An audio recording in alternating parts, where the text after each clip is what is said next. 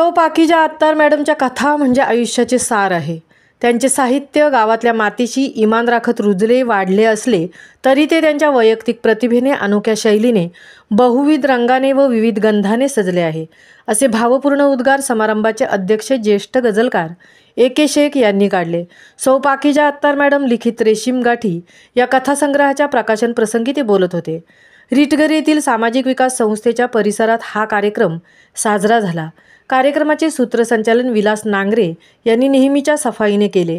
पाहुण्यांचा परिचय विस्पुते DED कॉलेजच्या प्राचार्य सौ कुसुम मधाळे यांनी मधाळ भाषेत करून दिला.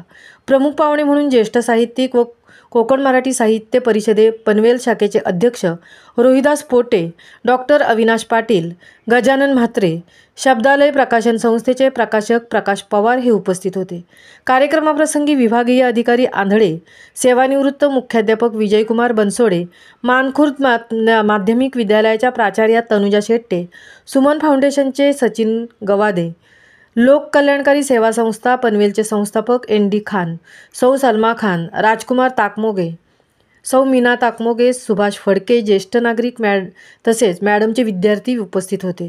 उत्सवमूर्ती सौ पाकीजा अत्तार मॅडम यांचे पती अब्दुल गनी अत्तार, यांचे सुपुत्र doctor Imran, doctor Mohsin, doctor Irfan, स्नुषा, सौ रेश्मा व नात कुमारी लाईवा यांनी कार्यक्रमाच्या यशस्वीतेसाठी विशेष परिश्रम घेतले.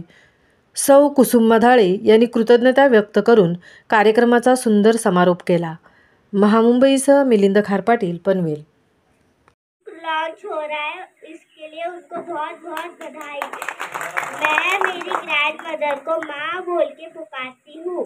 वो एक अच्छी टीचर, काउंसलर और पोयम राइटर और स्टोरी राइटर भी है. वो हमें फ्यूचर में आगे बढ़ने को मोटिवेट करती है, इसलिए वो बहुत सुपर है. ऑल द बेस्ट माँ. Grand salute. Thank you.